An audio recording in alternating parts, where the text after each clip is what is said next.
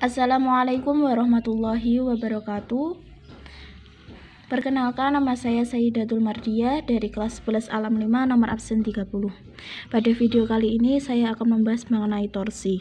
Seperti pada gambar, sebuah batang dikenai 3 buah gaya dengan F1 sama dengan 4N, F2 sama dengan 6N dengan sudut 30 derajat, dan F3 sama dengan 6N.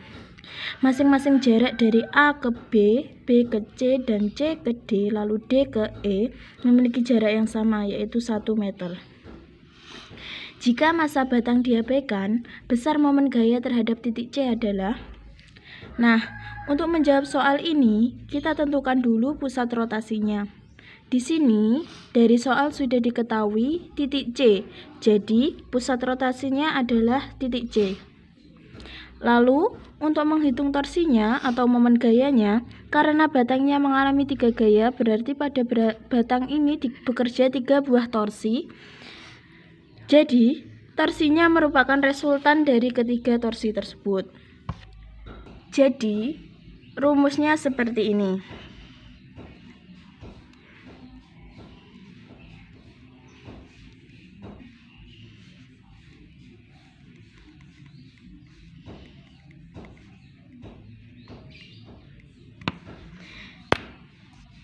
Sama dengan torsi 1 ditambah torsi 2 ditambah min torsi 3. Torsi 1 adalah akibat dari F1. Torsi 2 adalah akibat dari F2 dan sudut ini. Lalu torsi 3 adalah akibat dari F3. Di sini kita lihat torsi 1 dan torsi 2 adalah positif, dan torsi yang ketiga adalah negatif. Mengapa demikian? Karena torsi adalah besaran vektor atau torsi memiliki arah. Nah, aturan positif atau negatifnya sebagai berikut. Jika torsi mengakibatkan batang bergerak searah dengan jarum jam, maka bernilai dengan positif. Jika torsi mengakibatkan batang bergerak berlawanan dengan arah jarum jam, maka bernilai negatif. Kita sudah ketahui rumusnya seperti ini. Kalau sudah seperti ini, baru kita uraikan. T1, T2, dan 3 dengan rumus seperti ini. Sigma torsi sama dengan F1 ke L1 ditambah F2 kali L2 negatif atau min F3 kali L3.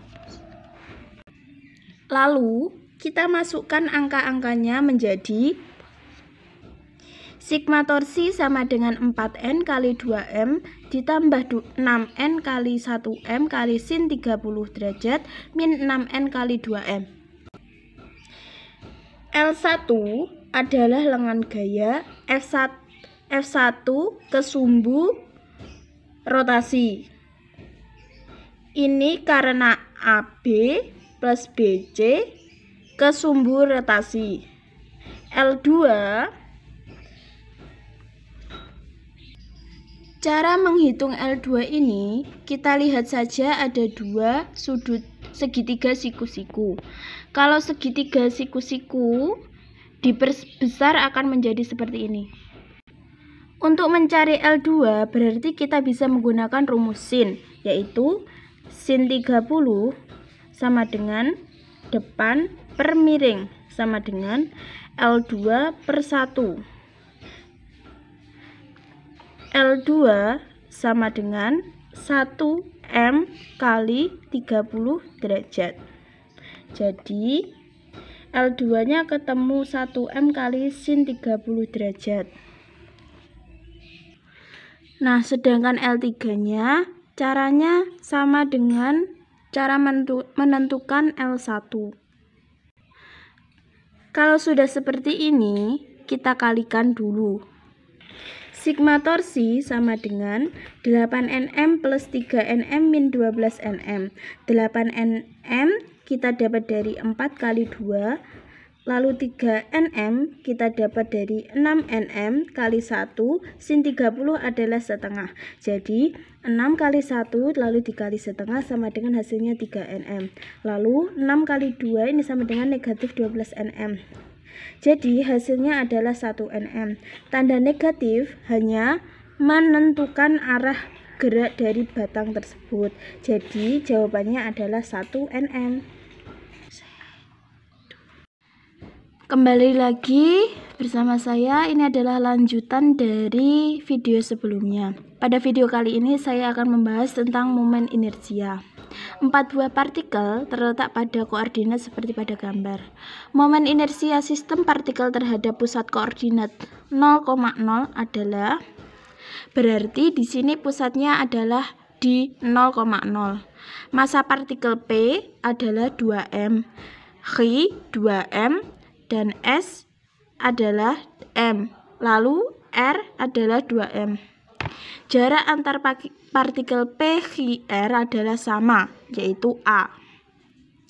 Lalu jarak ke pusat rotasi S ke pusat rotasi adalah 2A. Untuk menghitung momen inersia, kita gunakan rumus. Ini adalah rumus untuk rumus dasar untuk menentukan momen inersia. M adalah massa, R adalah jarak partikel ke pusat rotasi. Rumus ini dipakai untuk satu partikel saja. Jika lebih, kita jumlahkan saja.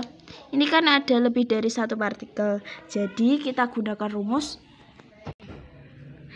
I sama dengan M kali R berubah menjadi sigma I sama dengan MP kali RP kuadrat plus MH kali RH kuadrat plus MR kali RR kuadrat plus MS kali RS kuadrat. Di sini momen inersia adalah besaran skalar, jadi tidak ada positif atau negatifnya. Jadi semua hasilnya akan bernilai positif. Kalau sudah seperti ini, kita tinggal masukkan saja nilainya. Menjadi seperti ini. 2M kali A kuadrat plus 2M kali A kuadrat plus 2M kali A kuadrat plus M kali 2A kuadrat. Sudah seperti ini, kita jumlahkan saja. Sigma I sama dengan 6M kali A kuadrat plus 4M kali A kuadrat. 6N diperoleh dari 2M ditambah 2M ditambah 2M, lalu A kuadratnya tetap. Dan 4M diperoleh dari 2A dikuadratkan, lalu dikali dengan M. Jadi 4M kali A kuadrat. Jadi hasilnya adalah 10M kali A kuadrat. Ini adalah hasilnya. Terima kasih. Wassalamualaikum warahmatullahi wabarakatuh.